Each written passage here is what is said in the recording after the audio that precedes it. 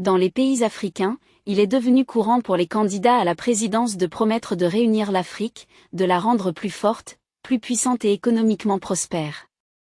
Cependant, une fois au pouvoir, ils oublient leurs promesses et commencent à répéter ce que leurs prédécesseurs ont fait. Ils cherchent à apaiser leurs maîtres occidentaux sans se soucier de leur propre peuple. Aujourd'hui, nous voyons le président kényan William Ruto actif dans son pays et sur la scène internationale. Il semble être le véritable leader. Cependant, selon le courageux parlementaire sud-africain Julius Malema, le président kényan a trahi non seulement son pays, mais l'ensemble du continent africain. Il s'est vendu et a accueilli ses maîtres occidentaux, oubliant qu'ils étaient ceux qui avaient exploité, pillé et saccagé le continent africain.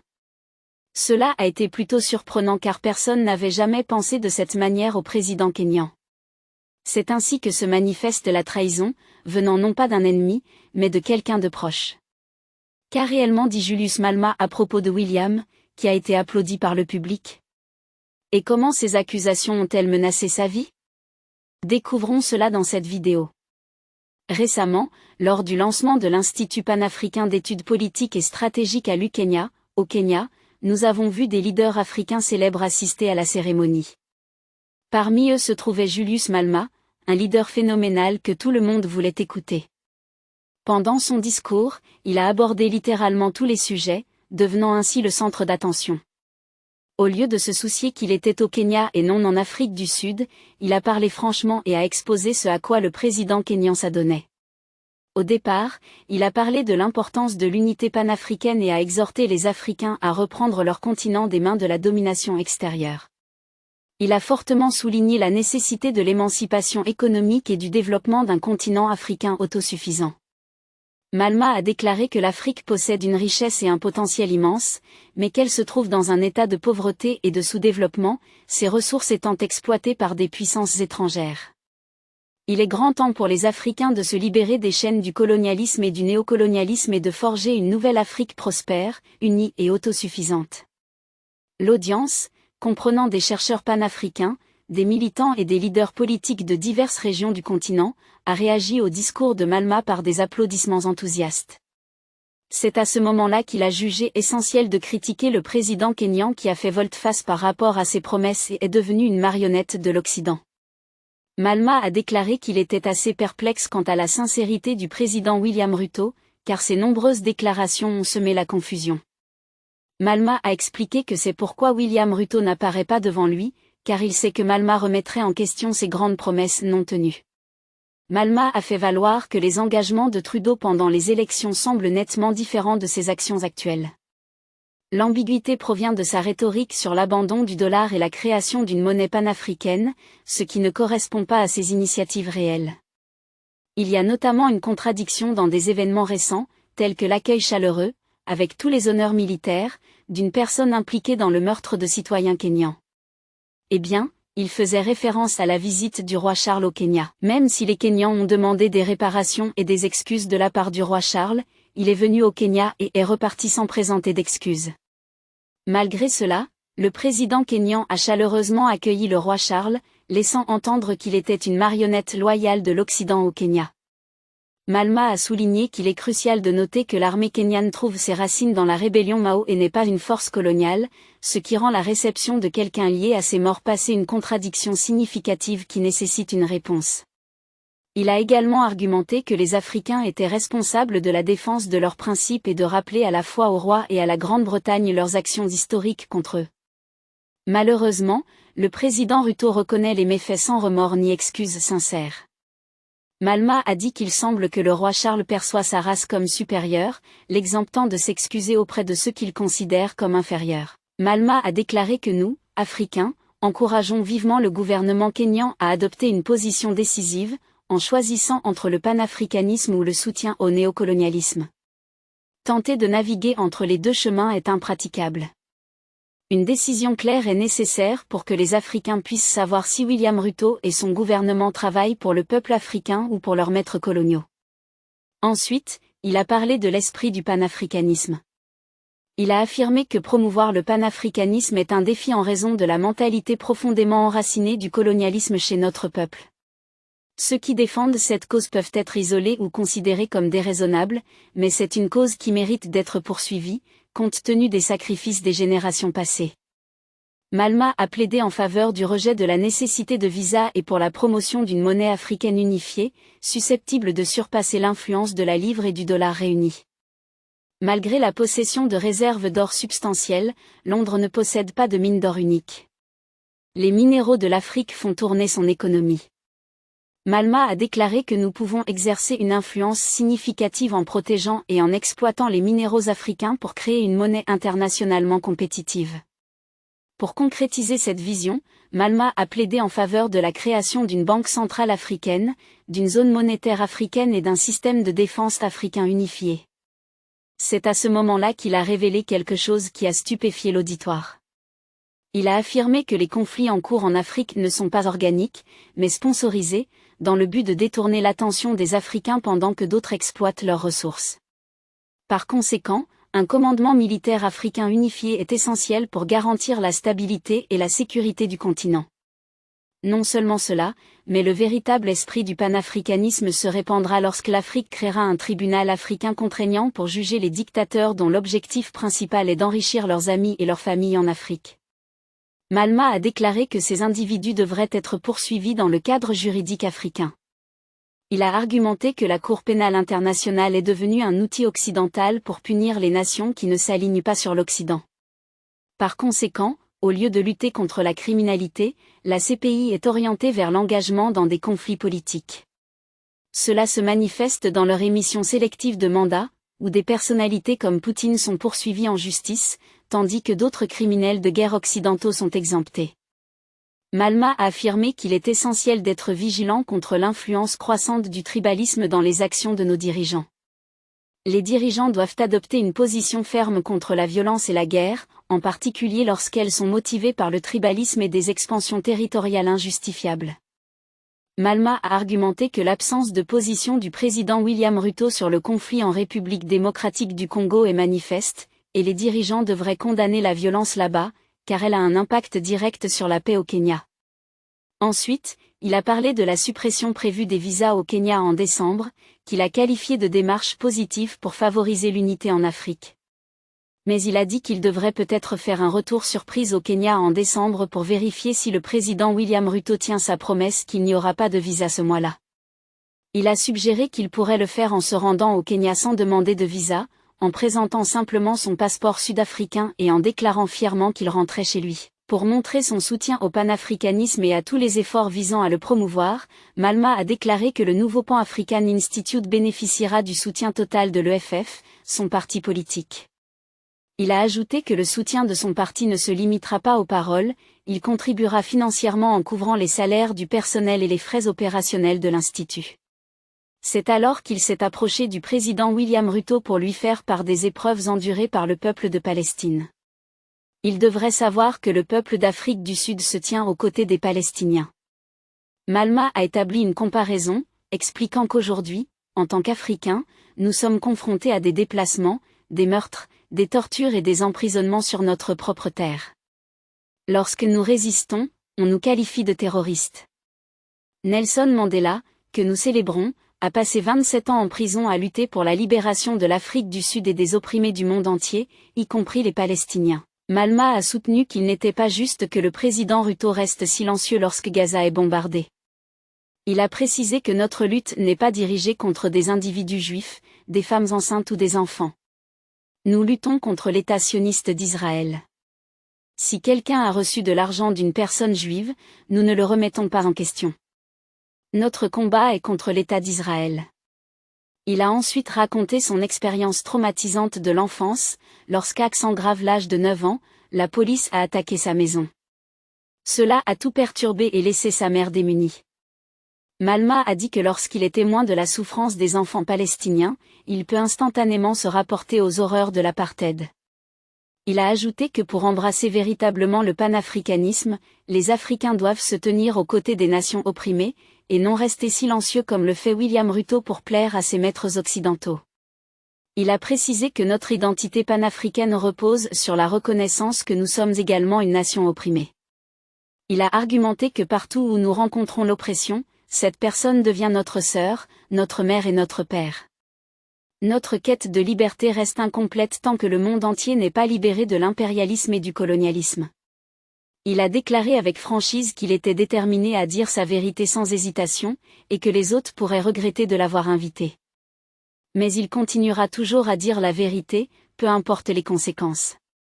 Il a rappelé de bien aimer et partager la vidéo, et de s'abonner à leur chaîne pour regarder davantage de vidéos sur la culture noire, l'histoire, la civilisation et l'identité. Poursuivant, il a affirmé qu'il n'était pas arrivé là en avion ou en bateau, mais qu'il avait été porté ici par les esprits de se jeter dans les océans. Leurs cris persistent aujourd'hui. Ils n'ont pas simplement été jetés, ils étaient enchaînés et sans défense lorsque les requins les ont attaqués. Même en sachant qu'ils allaient probablement mourir, ils ont choisi de lutter. Il faisait référence au brutal commerce transatlantique des esclaves, affirmant que ceux qui ont enduré la souffrance en Haïti et qui ont été traités comme des animaux devraient être commémorés.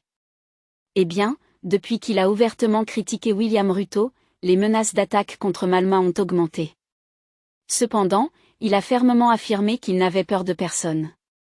Il a affirmé qu'il continuerait à dire la vérité, peu importe à quel point elle est amère ou dure, et même si cela menace sa vie. Il a déclaré que qu'ils viennent après lui ou non, il se moque de ces choses. Il a simplement dit que lorsque des leaders comme William Ruto sont seuls, il confesse sans aucun doute qu'il dit la vérité, et c'est ce qui compte. C'est alors qu'il a poursuivi. Malma a déclaré que le président Ruto dispose d'une tribune pour s'exprimer sans réellement aborder la question de la Palestine, d'Israël ou d'autres problèmes importants. C'est ce qu'ils appellent le langage diplomatique. Il a demandé si l'Occident voulait que les présidents africains restent silencieux face à la mort de femmes enceintes. Malma a affirmé qu'un panafricaniste ne peut jamais sympathiser avec ceux qui sont témoins du meurtre d'enfants ou de l'occupation par des étrangers tuant les véritables propriétaires de la terre. Malma a affirmé que les Palestiniens ne peuvent rien lui offrir, et qu'ils ne peuvent pas acheter son soutien même s'ils essayaient. Ils ne sont pas en position de donner quoi que ce soit. Ils font face à une situation difficile. Il a une fois de plus évoqué son expérience traumatisante de l'enfance lorsqu'il avait 9 ans, et que la police a fait une descente dans sa maison. Les agents masculins n'ont trouvé que des femmes alors qu'ils cherchaient des jeunes garçons et des hommes. Ils sont allés jusqu'à déshabiller la mère de Malma devant lui pour confirmer son identité en tant que femme. Malma a déclaré que si quelqu'un a vécu cela, il peut comprendre ce que endurent les Palestiniens. L'éviction forcée, quelque chose que Malma a vécu en Afrique du Sud, enseigne la réalité brutale. Un jour, vous avez une maison, de la terre, tout. Le lendemain, tout a disparu. C'est précisément ce qui se passe en Palestine en ce moment. Mais le président William Ruto reste silencieux comme s'il ne savait rien de ce qui se passe à Gaza. Des milliers de Palestiniens ont été tués, et aucun mandat d'arrêt international n'a été émis contre ceux qui permettent ces meurtres. Il a souligné que lors de la guerre entre l'Ukraine et la Russie, seule une personne sur 500 est décédée en Ukraine, alors qu'en Palestine, plus de 20 000 sont mortes. Il y avait un mandat contre le président Poutine, qui n'a jamais bombardé un petit camp de réfugiés. Même si le président du Hamas entre dans un camp de réfugiés, il faut s'arrêter et trouver un autre moyen de l'appréhender. Camp de réfugiés, il faut s'arrêter et trouver un autre moyen de l'appréhender. L'appréhender. Dès qu'il entre dans un hôpital, il faut s'arrêter. Une femme enceinte, ignorant la présence d'un président du Hamas, est tuée sans raison. Hamas est tué sans raison. Le président Trudeau déclare son soutien à Israël, et les jeunes membres de son parti ne l'ont pas condamné. Malma dit que c'est pour cela qu'il discute de la vision 2060e de l'Afrique. De l'Afrique. Même si la plupart d'entre eux ne seront plus là en 2060, ce qui laisse une incertitude sur leurs intentions. L'incertitude quant à leurs intentions. Si les Africains font partie de la jeunesse et cherchent à être pris au sérieux, il est essentiel de tenir des réunions avec des représentants de la société civile. Sérieusement, il est vital de demander des comptes à leurs aînés de temps en temps. Occasionnellement. Cette responsabilisation est essentielle pour que l'Afrique réalise son potentiel. Les aînés ont bridé le continent africain par la dictature et les arrangements familiaux. Dictature et des arrangements familiaux, tandis que les jeunes restent souvent silencieux. Il a précisé que la libération de l'Afrique du Sud était due à la jeunesse. C'est alors qu'il a parlé de ce à quoi ressemblera l'Afrique panafricaine. Il a déclaré que pour parvenir à une Afrique unie, il est essentiel de respecter des engagements tels que la dollarisation et l'élimination des visas. Les jeunes devraient venir étudier en Afrique du Sud et les Sud-Africains devraient venir apprendre dans les universités d'autres pays africains. L'Afrique a besoin d'échanges culturels et nous devrions commencer à écouter la même musique et à regarder les mêmes films pour éradiquer l'impérialisme occidental qui se manifeste à travers les chansons, la télévision et les films. Il a demandé d'imaginer si les Africains n'étaient pas soumis à de telles conditions. Le monde viendrait au Kenya non pas pour ses défis, mais pour la grandeur qui s'en dégagerait. Il y a tant de ressources, 90% du platine mondial se trouve en Afrique. Il a évoqué ce qui s'est passé au Niger. L'armée a pris le contrôle par un coup d'État révolutionnaire, renversant les marionnettes françaises, et a considérablement augmenté le prix de l'uranium, car la France l'obtenait à bas prix. Le Niger est maintenant l'une des économies à la croissance la plus rapide en Afrique grâce à ses actions révolutionnaires. Selon les prévisions, le Niger deviendra la 4e économie la plus rapide au monde grâce aux mesures radicales prises par la junte militaire au bénéfice de son propre peuple. Malma a affirmé que les jeunes doivent insuffler du scepticisme dans la politique. Il incombe aux jeunes d'infuser du radicalisme à la fois aux partis au pouvoir et à l'opposition. Il a déclaré que tout ce qui n'est pas africain, nous ne l'accepterons pas. Il a ajouté que, pour l'instant, l'Afrique est un continent où une marionnette française remplace une autre. Nous ne devrions pas soutenir de telles absurdités, comme on l'a vu en Guinée, où un président est destitué et il s'avère qu'une autre marionnette française prend le relais sans introduire quoi que ce soit de révolutionnaire pour transformer la Guinée. Il a en outre affirmé qu'aucun dirigeant africain, y compris William Ruto, n'a jamais parlé des tueries en Afrique sur ordre de leur maître. Personne ne s'exprime parce que, pour les barbares, les singes se tuent entre eux, il y a de l'indifférence. L'Occident veut permettre aux Africains de s'entretuer. Malma a déclaré qu'il n'est pas acceptable que si une personne d'une race différente est tuée, cela provoque une indignation, mais quand des Africains sont tués, cela n'a pas d'importance. Malma a dit que personne ne parle des décès en République démocratique du Congo où 1000 personnes sont tuées. Personne ne s'exprime parce que c'est une vie africaine. C'est une vie bon marché. Ils n'en ont rien à faire. Julius Malema n'est pas le seul à révéler la trahison de William Ruto envers son propre peuple, son pays et son continent. Le vétéran politique Raila Odinga, candidat à la présidentielle à 5 reprises, a déclaré que le président William Ruto est un instrument de l'Occident, travaillant dans l'intérêt des puissances étrangères plutôt que du Kenya.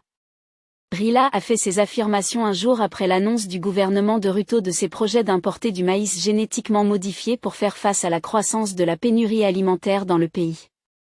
Il a accusé Ruto d'avoir levé l'interdiction des organismes génétiquement modifiés, les OGM, sans consultation publique, qualifiant cela de trahison envers les Kenyans. En ce qui concerne l'importation de maïs OGM, le nouveau gouvernement a levé l'interdiction au début du mois d'octobre, qui était en place depuis plus de 10 ans en raison de la sécheresse persistante provoquant l'insécurité alimentaire. Cette annonce coïncide avec une visite de Bill Gates au Kenya, qui a promis un don supplémentaire de 7 milliards de dollars aux pays africains pour faire face à l'insécurité alimentaire. Malgré les préoccupations croissantes, la fondation Bill et Melinda Gates, un important donateur pour la sécurité alimentaire, soutient activement les pays africains dans la culture d'aliments génétiquement modifiés. En réponse aux critiques de Raila, le gouvernement de Ruto a défendu la décision d'importer des OGM, avec Raila accusant Ruto d'être une marionnette travaillant contre les intérêts de la nation. Raila a appelé les Kenyans à rejeter les aliments OGM, présentant l'importation de maïs OGM comme une nouvelle forme de colonialisme. Eh bien, les actions de William Ruto montrent s'il est une marionnette de l'Occident ou non. Le président Ruto semble se tourner vers le renforcement des relations avec les pays occidentaux, rompant avec ses prédécesseurs qui collaboraient étroitement avec la Chine sur divers projets de développement. Au cours de ses 100 premiers jours au pouvoir, Trudeau a tenu des discussions avec plusieurs dirigeants et envoyés occidentaux, signalant un changement dans les alliances internationales du Kenya.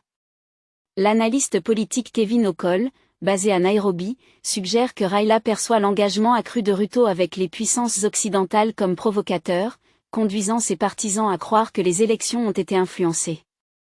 William Ruto a considérablement renforcé ses relations avec les États-Unis, indiquant un changement de l'Est vers l'Ouest. Trudeau, accompagné de son adjoint, Rigathi Gachagua, et du ministre des Affaires étrangères du pays, Alfred Mushtua, a tenu des réunions avec de hauts responsables américains à plus de 15 reprises. En revanche, les interactions avec les Chinois ont été limitées, eux qui étaient favorisés dans les relations bilatérales au cours des 2 dernières administrations du président Mwai Kibaki et du président Uhuru Kenyatta. Au cours de ces périodes, la politique de l'Est était liée à d'importants projets d'infrastructures tels que la Thika Superhighway, le chemin de fer à voie normale et l'autoroute de Nairobi, principalement financés et construits par les Chinois. Après sa réunion avec la délégation chinoise lors de son investiture le 12 septembre, Ruto n'a eu qu'une seule interaction avec l'ambassadeur de Chine, Wu Pengjian, le 18 octobre. Ruto s'est tourné vers les États-Unis et l'Occident pour façonner sa politique étrangère axée sur l'économie. Ce changement marque un départ par rapport à l'approche privilégiée de l'Est. C'est alors que les déclarations de Julius Malema sur Ruto ont trouvé des preuves. Qu'en pensez-vous ? Le président kényan a-t-il utilisé son peuple pour être élu en échange de rien ? Est-il une marionnette de l'Occident qui fait tout ce qu'on lui ordonne ? Faites-nous part de vos réflexions sur celui que vous pensez avoir raison, Julius Malema ou William Ruto. Vous souhaitez regarder plus de vidéos comme celle-ci ? Si oui, abonnez-vous à notre chaîne et appuyez sur la cloche pour recevoir les notifications. Nous avons décidé de publier des vidéos sur quelque chose dont personne ne parle, la culture noire, l'histoire de la civilisation et des preuves de la grandeur des Noirs. Merci de nous avoir regardés et à la prochaine vidéo, restez branchés.